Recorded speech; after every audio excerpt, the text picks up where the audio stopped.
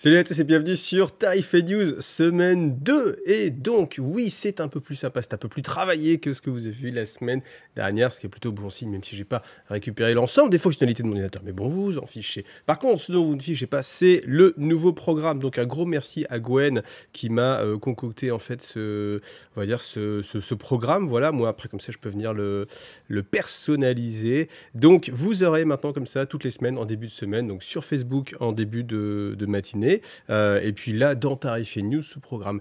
Donc ce programme, il n'est pas exhaustif. Pourquoi? Parce que là, j'ai mis tout ce dont je suis sûr de pouvoir vous proposer, enfin, quasiment, hein, sauf bien sûr, petits soucis techniques, mais ça, c'est ce que je vais vous proposer. Et après, de temps en temps, il y aura peut-être des vidéos en plus qui vont venir se rajouter. Alors, vous retrouvez bien sûr tous les lundis de 11h à 13h sur Twitch. Hein, vous avez le petit logo, ah, ça va être dur, ah, le petit logo de Twitch hein, ou de YouTube. Donc de 11h à 13h, c'est la pause des chefigous. En général, je fais du montage ou peinture de figurines. 18h30 à peu près, ça dépend de comment je m'en sors. Vous avez le tarif et news. Bon, voilà, je l'ai quand même mis dans le tarif. Enfin, vous avez le tarif et news dans le tarif et news, voilà. Le mardi, vous avez à 21h, comme tous les mardis, ça aussi, ça c'est fixe, hein, ça changera pas. Sur Twitch, un live, donc demain. Je ne sais pas encore ce que je ferai. J'avoue, je ne sais pas. En fait, je vais pas faire un Geek Comeback parce que c'est un petit peu trop frais, on va dire. Donc, je vais attendre autre chose. Peut-être que ce sera une revue des figues de la commu, peut-être que ça va être de la peinture de Conquest, ou peut-être que ça va être finalisation des montages des décors qui peut me rester. On verra, ou peut-être que ce sera un truc complètement différent, on va voir. Ensuite, mercredi, rien, je garde les enfants, il y a peut-être des vidéos qui peuvent sortir le mercredi, malgré tout. C'est typiquement le mercredi où il y a des vidéos qui vont pouvoir sortir. Voilà, en général, si c'est une vidéo, ça va être vers les 18h, mais là, je le mets pas parce que j'ai pas encore de vidéo à vous proposer. Le jeudi, ça va être un peu spécial. Je vais faire une après-midi peinture sur Conquest parce que je suis vraiment en retard, mais en fait comme j'expliquais, le principe c'est que je veux vous faire une vidéo sur ce que j'ai déjà monté et sur le principe de comment je vais me débrouiller pour la peinture parce que je trouve ça vraiment intéressant, mais le fait de devoir filmer tout ce que je fais, ça me retarde et du coup je prends du retard, mais je crois que ça va être quand même un défi vraiment super sympa. Donc Anthony va venir et peut-être aussi Joe, on va voir, entre 14h et 18h on sera sur Twitch et puis on essaiera de vous filmer ça, donc là aussi peut-être techniquement ce sera un petit peu dégradé parce que justement j'ai des problèmes de carte d'acquisition, mais voilà, ça, en tout cas au pire vous aurez une webcam et puis au pire on discutera, on passera un bon moment. Le 18h jeudi, comme tous les jeudis, vous avez une vidéo fluff. Sachez que cette vidéo fluff est déjà disponible si vous êtes sur Tipeee. Donc c'est une vidéo c'est une vidéo qui me brûlait les langues, enfin qui me brûlait les lèvres. Ça faisait un moment que je voulais vous en parler depuis que c'est sur Ark of Omen. Donc à savoir les arches fatidiques. J'avais pas le droit d'en parler avant. Là maintenant je peux en parler. Donc voilà, si vous voulez vraiment ce détail-là, vous le retrouvez directement sur Tipeee. Vous l'avez aussi en version MP3. Ça c'est toujours le petit bonus. Et puis sinon, c'est pas grave, vous l'avez à 18h, comme tout le monde, et puis ça sera très bien. Le samedi à 11h, il y aura une vidéo qui sera consacrée à Games Workshop, je vous dis pas encore ce que c'est, et puis dimanche repos. Voilà, bon, en tout cas, j'espère que ça vous aide d'avoir ce côté un petit peu plus visuel. Je reviendrai pas toujours dessus en détail, là, comme c'est la première fois, c'est vrai que je prends un petit peu plus de temps pour vous le présenter, mais en tout cas, merci beaucoup à Gwen, et puis on passe à la suite avec les nouveautés Games Workshop. Alors on revient sur un rythme assez classique hein, avec les sorties de nouveautés. Donc précommande ce samedi et puis disponible en magasin le samedi d'après. Donc vous avez tout d'abord, alors ça va être tout ce qui est, on le voit, hein, vous avez vu sur l'image, tout ce qui va être Slave to Darkness, des figurines assez magnifiques. Donc on a le General Handbook 2022-2023. Le prix est de 40 €, c'est assez élevé. Hein. Je me rappelle plus quel était le prix des anciens General Handbook, mais je crois que c'était plus petit. Enfin, ils étaient moins chers que ça en tout cas, mais bon après voilà, bon, c'est le prix des systèmes de points, c'est quand même un petit peu dommage. C'est vrai qu'après non, en fait je m'avance sur une vidéo que vous n'avez pas encore vue, mais en fait je parle de la capacité qu'a Games Workshop à vous vendre en fait des bouquins, et que c'est une entreprise qui vend beaucoup de bouquins, peut-être au moins autant que de figurines. On en reparlera, on en a l'occasion d'en reparler plus tard, mais en tout cas c'est vrai que c'est pas le genre de produit du coup qui va facilement être mis en PDF, parce qu'on peut se dire oui, si c'est pour juste mettre une grille à jour avec des tarifs, peut-être qu'ils peuvent le mettre en PDF, mais en fait je pense qu'ils gagnent tellement de sous avec ces suppléments qui sont un petit peu indispensables que forcément voilà, ils vont pas être tentés de les mettre ailleurs. Donc voilà. Donc ensuite le Battle Tome Slave to Darkness que certains ont déjà, parce que vous l'aviez dans la boîte collector qui était déjà sortie. Donc là c'est pareil, vous l'avez en version normale, la version collector, et la version normale elle est à 42,50 €. Alors j'insiste parce que c'est une bonne chose, étant donné que Ark of Omen est à 45 €. Et j'ai eu peur que 45 € ce soit le nouveau prix en fait des codex. Là, le Battle Tome est à 42,50, c'est-à-dire voilà, on reste dans ce qu'on avait l'habitude. Donc c'est juste Ark of Omen qui est un tout petit peu plus cher. C'est étonnant, mais en tout cas c'est comme ça. Et donc là, vous l'avez pour 42,50 €. Si vous n'avez pas entendu le prix, je vous l'ai dit au moins 4 fois. Ensuite, alors nouvelle itération de la boîte Slave to Darkness. Avant, vous aviez des figurines qu'on ne trouvait pas ailleurs. Là, vous allez voir qu'elles vont être disponibles maintenant séparément. Là, maintenant, vous avez que des figurines qui ne sont pas exclusives. Là, il n'y a rien d'exclusif. Donc, le prix, c'est toujours de 110 €. Donc, vous avez les guerriers du chaos. Vous avez un petit personnage quand même en plus ici. Les cavaliers, voilà, puis le char. C'est toujours un petit peu plus intéressant. Après, je sais pas si je préférais pas l'ancienne boîte quand même, malgré tout. Après, celle-ci peut-être est un peu plus intéressante à doubler si on veut plusieurs chars, beaucoup de chevaliers.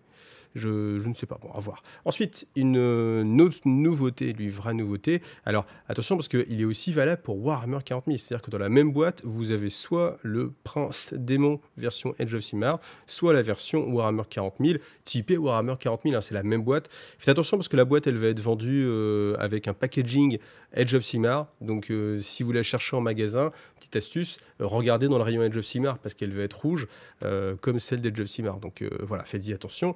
Le prix de ce Prince Démon, ça va être 62,50 €. Voilà, il est assez gros, c'est une grosse pièce, grosse figurine. Ensuite, Chaos Lord on Karkadrak. Lui, c'est typiquement une des figurines qui peut-être faisait vendre l'ancien... alors, comment ça s'appelait avant, le détachement, la patrouille, que je sais, la Start Collecting, peut-être Start Collecting, ça me portait comme nom, je pense, sur les Slave to Darkness. Donc là, maintenant, il est disponible séparément, oui, parce qu'il était que dans cette boîte-là, ce qui était assez étonnant.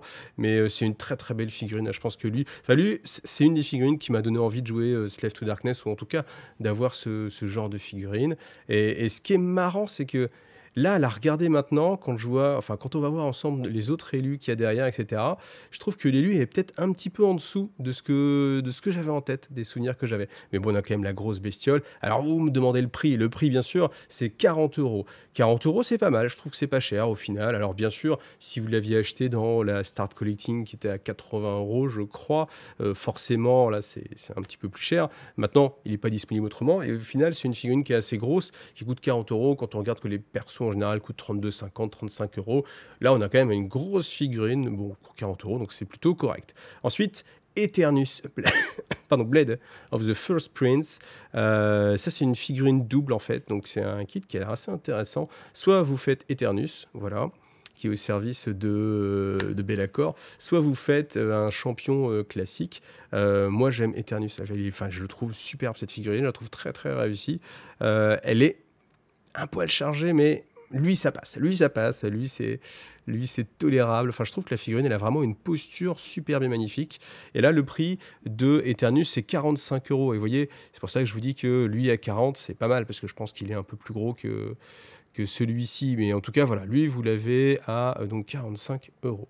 Ensuite, Exalted Heroes of Chaos à 27 €. Voilà, petit blister, je pense. Ou boîte, peut-être. Hein, je n'ai pas le format, mais voilà. Les élus. Alors, les élus qui sont vraiment... ils ont l'air vraiment badass. Ils ont l'air assez gros, vous voyez. Même le socle, on a un gros socle. Ils sont à l'air assez élancés. Vous les trouvez au prix de 50 €. 50 €, donc voilà, 5 figurines, ça fait 10 € l'élu. C'est un petit prix quand même. Après, c'est dans l'ordre de... Ça me paraît assez logique au final maintenant. On va toujours être, je pense, maintenant dans ces prix-là. Faut vous y faire. Hein, voilà, il va y avoir forcément un débat. Ouais, c'est trop cher, Games Workshop, etc. Après, ça reste un loisir. Encore une fois, de toute façon, c'est un débat qui a pas vraiment de fin au final. C'est si vous êtes prêt à le faire, faites-le. Si vous n'êtes pas prêt, vous avez des sites comme MyHobbyPlace par exemple qui proposent moins 20%. Déjà, ça fait une belle remise. Et puis sinon, je sais pas, vous attendez l'occasion ou vous trouvez des proxys, etc. Il y a quand même pas mal de moyens de se débrouiller. Mais en tout cas, eux, voilà, seront à 50 € et ils sont assez jolis. Et puis, alors voilà, les guerriers du chaos. Moi, je les trouve très réussis et encore une fois, quelqu'un m'avait fait la réflexion, désolé, j'ai oublié qui tu étais, mais cette personne me disait Games Workshop, sa spécialité, c'est le chaos. Et en fait, c'est là où on reconnaît le plus la patte Games Workshop. Et c'est vrai que quand je vois ces guerriers du chaos, même typiquement, hein, tous les Slave to Darkness, c'est vraiment l'armée typique, emblématique. On pense Games Workshop Fantasy, on va souvent penser aux Slave to Darkness. Alors bien sûr, il y a les Stormcast, etc. Mais les Stormcast, on va pas forcément y penser en mode positif, hein, surtout les premiers. Là, les troisièmes, c'est quand même, la troisième génération, c'est quand même beaucoup plus sympa. Mais ceux-là, c'est typiquement ça. Et alors, le prix des Chaos Warriors, c'est aussi 50 €. Voilà. Donc un guerrier 2 fois moins cher qu'un élu. Voilà. Donc quand vous êtes élu, vous coûtez 2 fois plus cher. Mais en tout cas, par rapport aux anciens guerriers, on voit qu'ils sont beaucoup moins statiques. Après, il y avait l'inconvénient, bien sûr, que les anciens, ils devaient tenir en régiment, donc tous tasser les uns contre les autres. Là, évidemment, sur des socles ronds, c'est beaucoup plus facile d'avoir quelque chose de plus volumineux. Alors, les Chaos Knights ont été à moitié refaits, étant donné que maintenant, vous avez le porte-étendard et puis le musicien.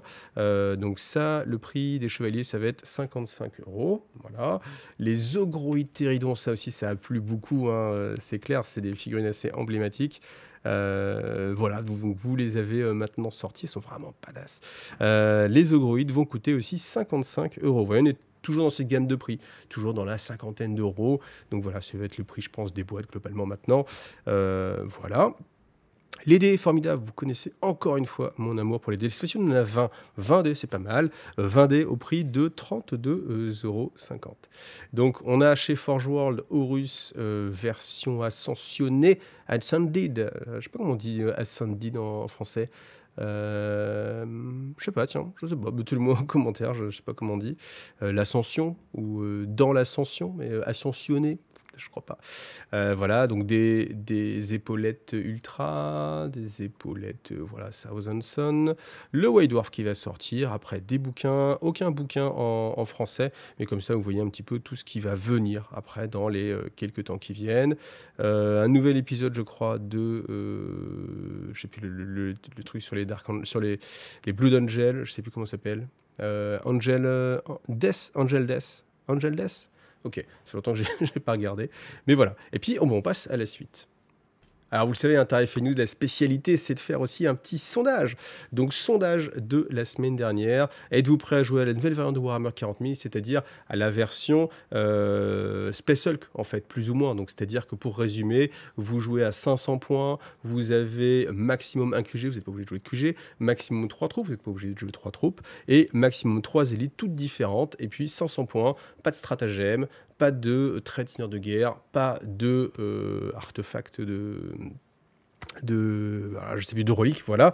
Donc c'est beaucoup plus simple et c'est comme je vous l'ai dit dans une vidéo qui est dédiée, c'est une des dernières vidéos de la chaîne, hein, vous pouvez la regarder, où je vous présente vraiment les règles de Ark of Omen Abaddon. Donc vous avez une nouvelle façon de jouer qui est assez agréable à jouer. Pas mal de gens ont dit est-ce que ça ressemble beaucoup à Kill Team?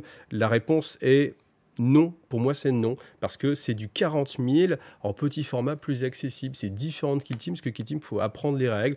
Donc je trouve que ça s'adresse aux gens justement qui n'auraient pas envie, vous vous rappelez, on a fait un sondage qui était assez marquant, où je vous demandais, vous étiez joueur de 40 000, est-ce que vous jouez encore? Et 25% des gens avaient dit, je ne joue plus. Eh bien, typiquement, je pense que ces gens-là, ou les gens qui avaient répondu aussi, c'était dans les 25%, on avait à peu près un quart à chaque fois, chacun avait dit, voilà, soit je joue plus, soit je suis passé à One Page Rule, ou soit je joue avec une variante des règles.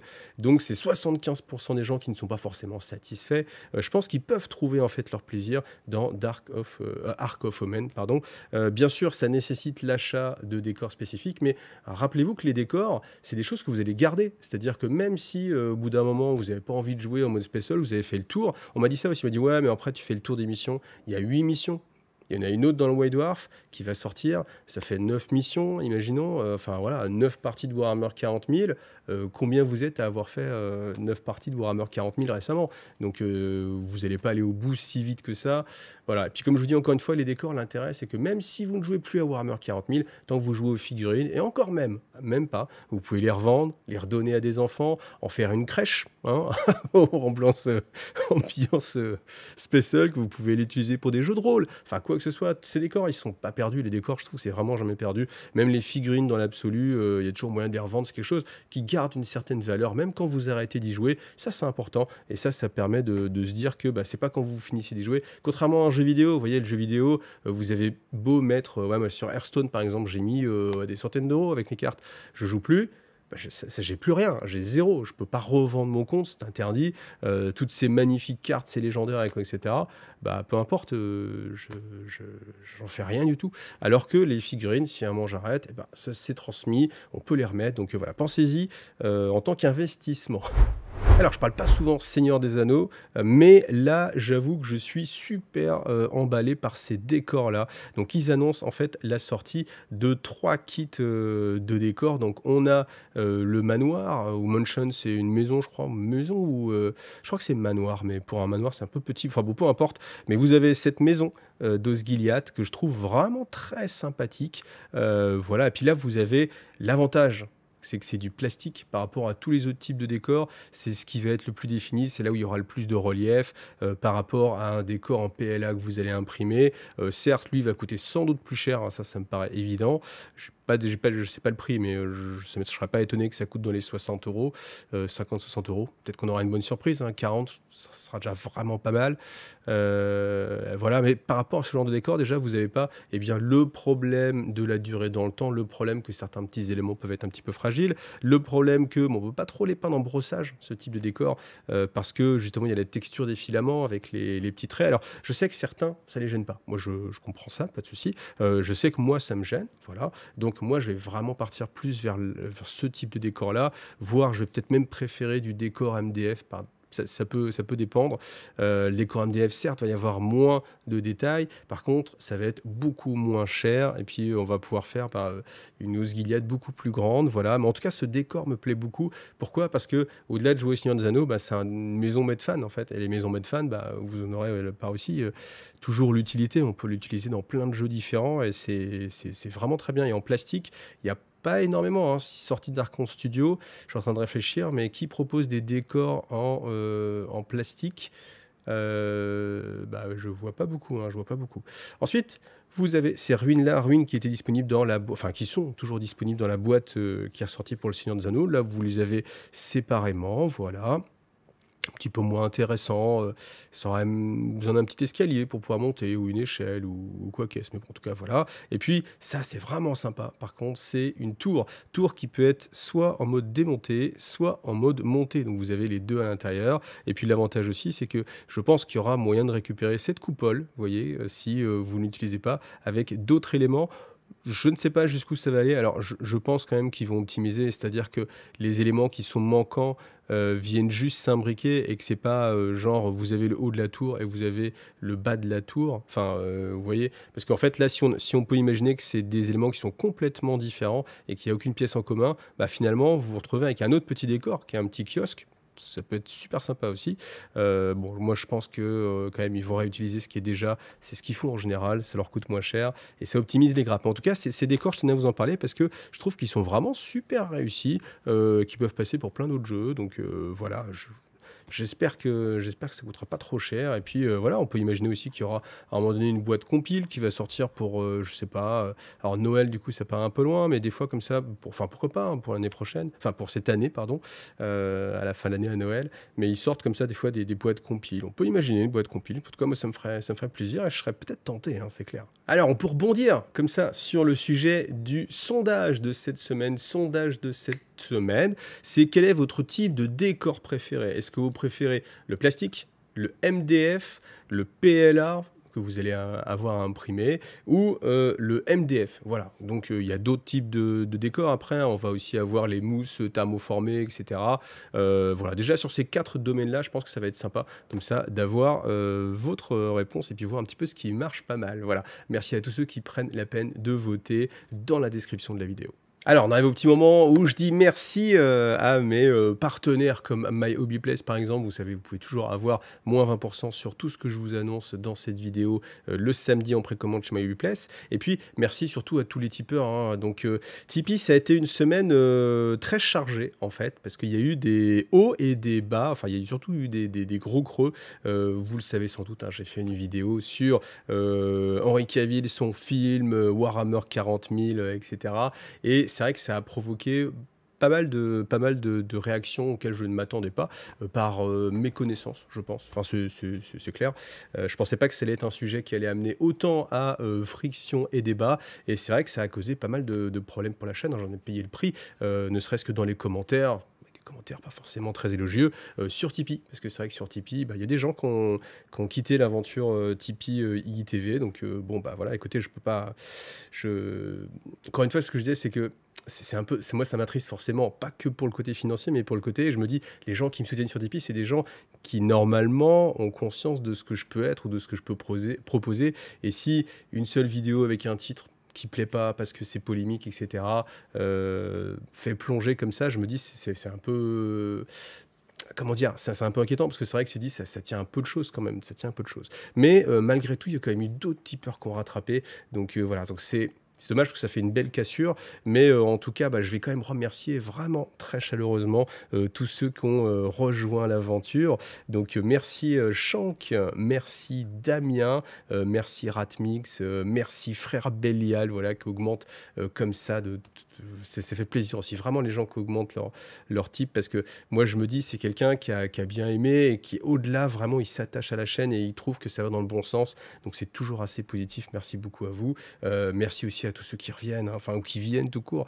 Donc merci à Nadir, merci Desru, CDA, merci Philippe Michel, Bruno aussi, Ezekiel, Kill, merci beaucoup à toi. Merci aussi Boris et Victor. Vous voyez, donc c'est vraiment, enfin, je vais rester sur le côté positif parce qu'il y a quand même eu beaucoup de gens qui sont venus. Alors, est-ce que ça a été aussi une réaction contraire? Peut-être que c'est possible, que pour ce côté polémique, il y a des gens qui vont dire, oh, il pensait pas à mal, on va l'aider, allez, on va l'encourager parce qu'il s'en prend plein la tronche. C'est vrai, je m'en suis pris plein la tronche, mais voilà, je l'ai fait, j'assume. Et c'est vrai que de l'autre côté, il y a de ceux qui font, oh là là, quel méchant politique, enfin politicien ou quoi qu'est-ce, enfin, parce qu'il fait de la politique, enfin. Voilà, encore une fois, merci à tous ceux qui rééquilibrent la machine. Ça fait des hauts et des bas, mais bon, voilà, ça fait quand même cool qu'il y ait des gens qui aient pensé à soutenir la chaîne. Donc, vraiment, vraiment, vraiment, énormément, merci beaucoup à vous. On va terminer avec de Necromunda. Bah oui, on recommence les belles traditions, mais encore une fois, je me répète tellement, mais le fait de se répéter, c'est dire à quel point c'est vrai. Il y a toujours des super figurines qui sortent pour Necromunda, et je trouve que c'est les plus originales dans tout ce que peut faire Games Workshop. C'est là où on a le plus de vent de fraîcheur. Donc là, on a le Arthromite Dune Sculptures, voilà. Et puis voilà, je sais pas, le gars qui lui donne à manger, quoi, ou qui l'aide, hein, voilà, je sais pas comment on pourrait appeler ça.